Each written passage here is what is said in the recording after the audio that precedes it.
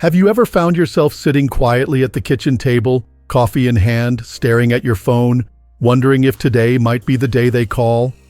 It's a feeling many of us know but don't often talk about.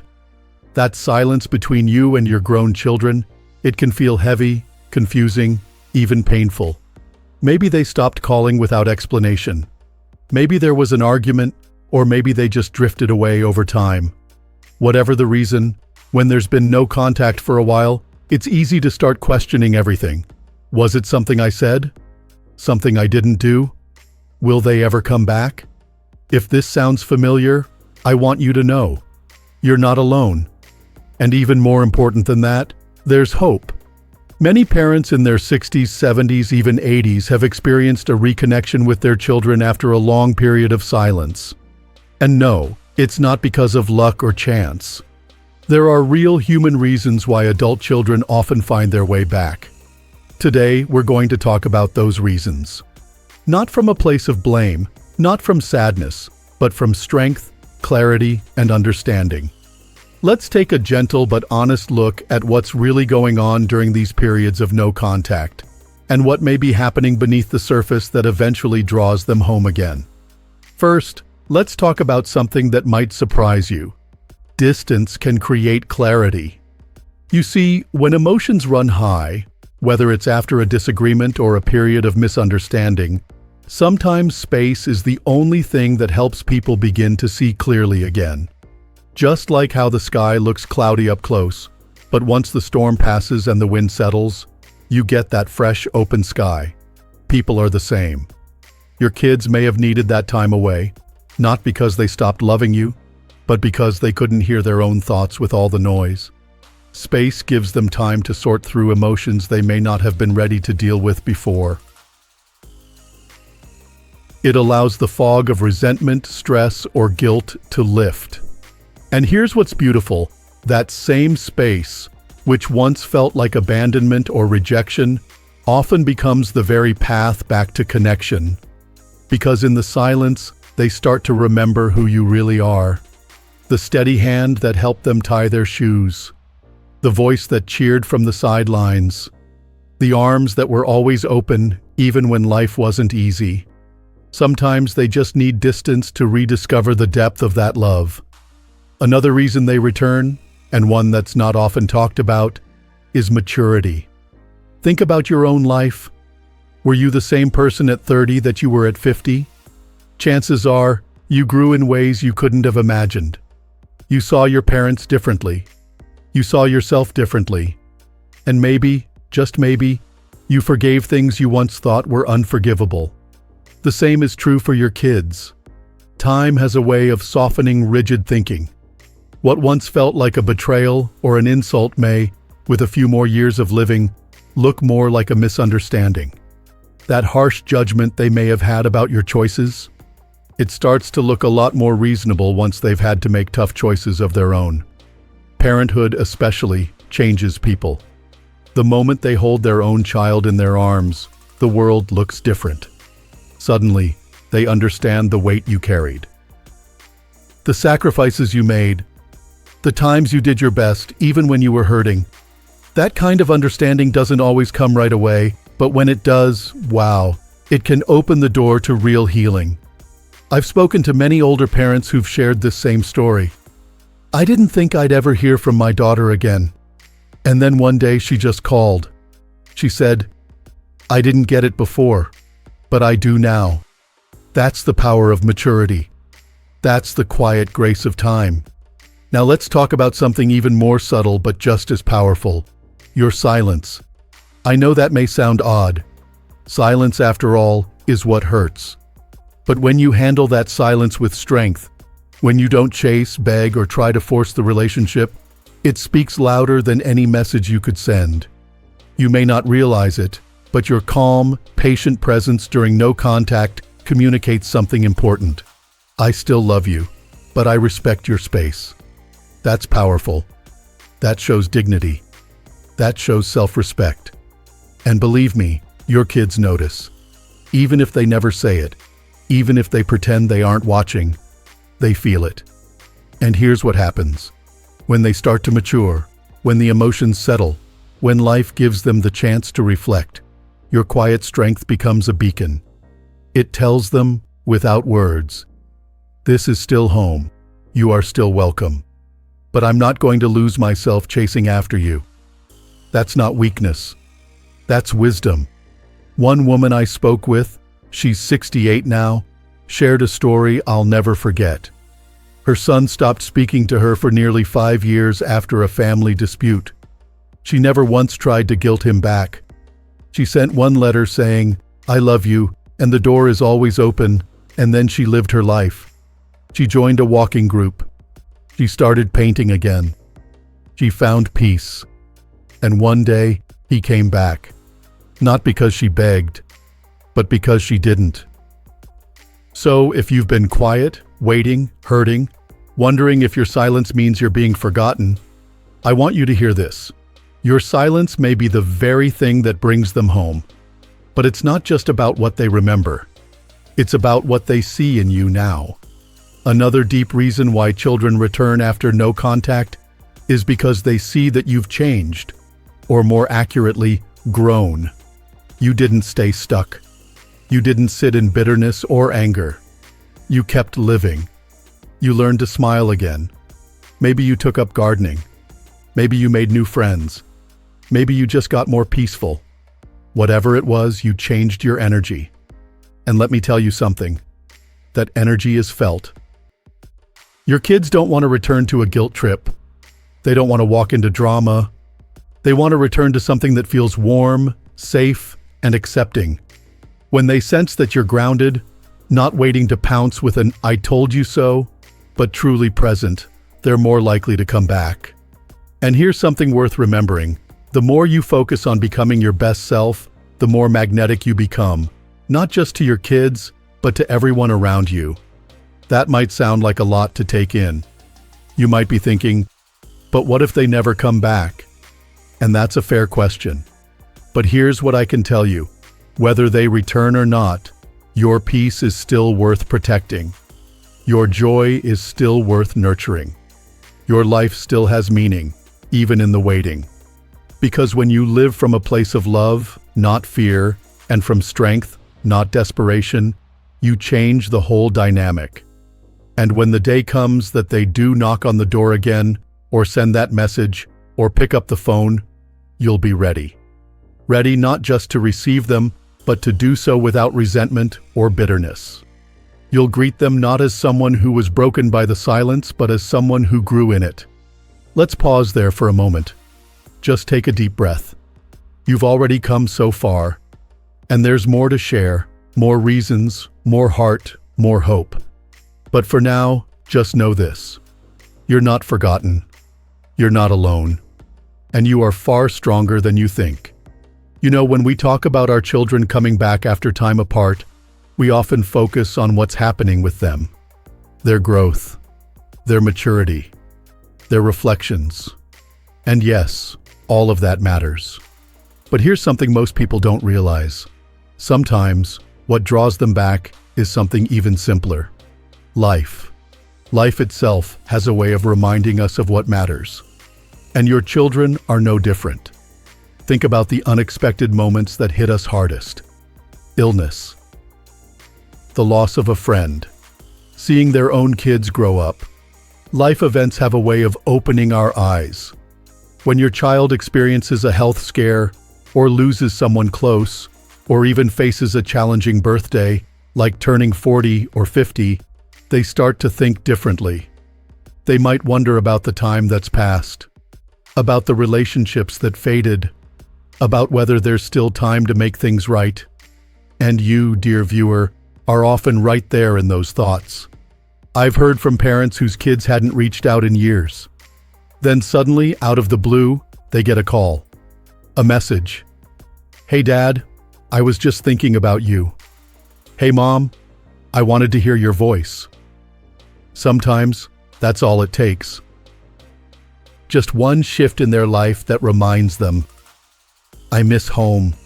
Or maybe, "I miss who I was when I felt safe." It doesn't always mean they've figured everything out, but it means they're reaching. And that reaching, no matter how small, is a start. But here's another reason they might return, one you might not expect. Guilt can fade. You see, when a relationship breaks, especially between parent and child, there's often guilt sitting on both sides. Maybe you feel guilty for things you said or didn't say, and they do too. But guilt can be a powerful wall. It can keep people apart for far longer than necessary. Why? Because when we feel guilty, we think, maybe I've done too much damage. Maybe it's too late. But here's the good news. Guilt doesn't last forever. As your child grows, and especially if they see signs that you're open, not angry, those feelings of guilt begin to soften. They may still be nervous, unsure of what to say or how to say it, but the wall starts to crack. And little by little, they may start inching closer, just to see if you're still there. That's why your presence, your peaceful, steady presence, matters more than you know. You might not say a word, but your willingness to remain open can send a message far louder than any speech. There's nothing to be afraid of. You're still welcome here. I want you to hear this, especially if you've struggled with your own regrets. Forgiveness flows both ways. And just as you're willing to forgive, so are they. Sometimes it just takes time and the right moment. Now, let's talk about another reason they may find their way back. Your consistency. When everything else in life feels uncertain, kids, even adult ones, look for something that feels stable, familiar, safe. And whether they admit it or not, that's often you. Your steady habits, your voice, your stories, the scent of your home. The way you always signed cards with "Love, Mom" or "Proud of you, Dad." These may seem small, even unnoticed, but they're not. In fact, it's often those quiet consistencies that linger in their memory. When life throws them into chaos, divorce, job loss, burnout, they begin to remember the one place that always felt solid. And sometimes, all it takes is hearing a song on the radio, or cooking an old family recipe, or watching their own child struggle with something they once did, and suddenly you're back in their heart. I spoke to a gentleman not long ago. He's 72 now. He told me he hadn't seen his daughter in almost a decade, but he never stopped sending birthday cards, never stopped putting up her old stocking at Christmas, never stopped praying for her. And one day, she came back, not because of something dramatic, but because, in her words, you never changed. And I needed something that didn't change. That's the kind of power your quiet love can have. And finally, let's talk about what happens when you grow without them. This might be one of the most overlooked reasons children return. They notice when you've built a life that's full, not in spite of them, but in honor of yourself. See, after a period of no contact, it's easy to feel frozen in time, to feel like you're just waiting on their call, their message, their forgiveness. But you don't have to live in that waiting room forever. And many of you haven't. You've traveled. You've joined book clubs. You've planted gardens. You've made new friends. Maybe you even started dancing again. And here's the surprising thing. Your children see that. They might check your Facebook page, ask mutual friends about you, or just notice when they finally do hear from you that something's different. You're not the same person they left. You're lighter, stronger, kinder, maybe even to yourself. That change doesn't go unnoticed. One woman, 65 and sharp as a tack, told me that after 3 years of silence, her son suddenly texted her a photo from their old family vacation spot. When they finally spoke, she asked him why he reached out after all that time. He said, "Because I saw you living your life, and I realized I wanted to be a part of it again." That's the quiet power of becoming whole again. When your life shines, even in their absence, it can light the way back for them. And if you've been doing that, if you've been quietly healing, growing, laughing again, I want to say this from the bottom of my heart. You are doing everything right. You're not waiting on the past to fix itself. You're building a present that's worth living. And sometimes that's exactly what brings the people you love back into your life. Not because they feel guilty or responsible, but because they want to be near that light again. You've come so far already, and I know this journey hasn't always been easy. But you've handled it with a kind of grace that deserves to be recognized. Keep holding on to your peace. Keep living your life. Keep being the steady light at the edge of their horizon. Because whether they come back tomorrow, next year, or not at all, you're still standing. And that, in itself, is something to be proud of. There's something else I want to share with you, something many older parents don't even realize plays a role when an estranged child reaches out again. And that's legacy. As we get older, our children start to look at us differently, not just as parents, but as people. They begin to think about the stories we carry, the values we represent, and the roots we gave them. Maybe they never said it when they were younger, or maybe they rolled their eyes at your advice back then. But now, as they walk deeper into adulthood, they begin to realize just how much of you is inside of them. Legacy isn't about money or heirlooms. It's about memory, identity. The way you showed up for them in quiet moments they might have taken for granted. And as time goes on, your children may begin to feel a deep pull to reconnect, not just to you, but to where they came from. It might start with a question about a family recipe, or a photo they found in an old box, or their own child asking, "What was Grandpa like?" And just like that, a door creaks open. They start to miss not just your presence, but the connection to who they are and where they began. This longing can become especially strong when they start building their own families. Suddenly, the idea of their children not knowing you, not hearing your voice or learning your stories, becomes harder to accept. They may realize that the space between you isn't just their burden, it's something their children may inherit. And that thought alone can stir something powerful inside of them. Many of you have quietly held on to family traditions. Maybe you still bake your grandmother's apple pie each fall. Maybe you keep holiday decorations in the same old box from 1975. Those little things, they're anchors. They're love, wrapped in repetition. And even if your kids once dismissed them, they often return to them later with new eyes and a softer heart. And that return? It's not always announced with fanfare. Sometimes it shows up quietly, an unexpected birthday card, a voicemail that starts with, "Hey, I was just thinking about you." Don't underestimate how much courage it can take for your child to take that first step.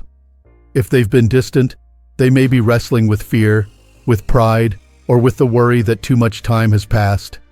But when they do reach out, it's not because they feel obligated. It's because something inside them remembered the love that was always there, even if it got buried under years of miscommunication or pain. And more often than not, they're hoping you'll welcome them, not with conditions or questions, but with that same steady love you've always carried. Now, I want to pause here and say something important. Just because they return doesn't mean the hurt disappears. Rebuilding takes time. Trust needs to be re-earned. But it can happen. And it often begins with the smallest acts. One honest conversation, one shared meal, one moment of laughter that reminds you both of what used to be. So if that call comes, if that knock on the door finally arrives, take a breath. You don't have to pretend nothing happened. But you don't have to carry the old pain either. You get to choose how you show up in that moment, with clarity, with peace, and with the kind of grace only time can teach us. And if you're still waiting, if no call has come, no message, no sign, I want you to hold this truth close. Their return is not the only measure of your worth. You have lived. You have loved. You have given more than most people ever will. And just because a child hasn't come back yet doesn't mean your story is over. You still have chapters to write. Beautiful, meaningful, joy-filled chapters. The love you gave is still real. It still matters. And it still lives on in the way you treat others, in the way you carry yourself, and in the wisdom you continue to pass down to neighbors, to friends, to strangers who may one day become family. If you found comfort in gardening or painting or taking walks at dusk, those aren't just hobbies. They are signs that life is still blooming in you, that you've chosen to keep moving forward even when the people you love most have been silent. And that, my friend, is strength. I also want to speak directly to your heart, especially if it's been heavy. Sometimes the return you've hoped for doesn't come wrapped in the way you imagined, but it still comes. Maybe it's a child who doesn't apologize in words, but shows up with a helping hand. Maybe it's a visit on a holiday, after years of absence. Maybe it's just a photo sent in a text message. In these quiet gestures, there's often more love than we give credit for. Don't miss them. Don't dismiss them. And if that bridge begins to rebuild, even slowly, meet it with the wisdom you've earned. You're not the same person you were when the silence began. You've grown too. You've found peace in your own way. And now you have the chance to build something new. Not a repeat of the past, but something wiser, simpler, and maybe even more honest. Before we close, I want to leave you with something to carry with you, not just today, but in the quiet moments ahead. You are worthy of love. You are worthy of connection. And even in the absence, your presence still matters deeply. Whether your child comes back tomorrow, or 10 years from now, or never at all, you are not defined by that outcome. You are defined by your heart, your strength, your decision to keep showing up for life with open arms, even when the world has been silent. And if you're someone who's experienced the return of a child after no contact, I invite you to share a little of that story in the comments. You never know who might need to hear it today. And if you're still in the waiting, you can type something simple like, "I choose peace," or "I'm still hopeful." Let this be a space of encouragement, not judgment. If this video has touched your heart, I'd be honored if you'd give it a like. It helps us know that we're creating content that matters. And if you'd like more conversations like this, ones that speak to your experience, your strength, and your story, go ahead and subscribe to Strong Elderly Life. We're here for you. No matter what season of life you're in, there is beauty ahead. There is healing. There is hope. And above all, there is still time for growth, for grace, and for love. So here's to you, to your heart, to your patience, to the quiet strength that has carried you through more than most people will ever understand. You are not alone. You are not forgotten. And you, my friend, are deeply loved. Stay strong, stay open, and remember, sometimes the greatest reunion begins not with words, but with a heart that has chosen to stay ready. We'll see you next time.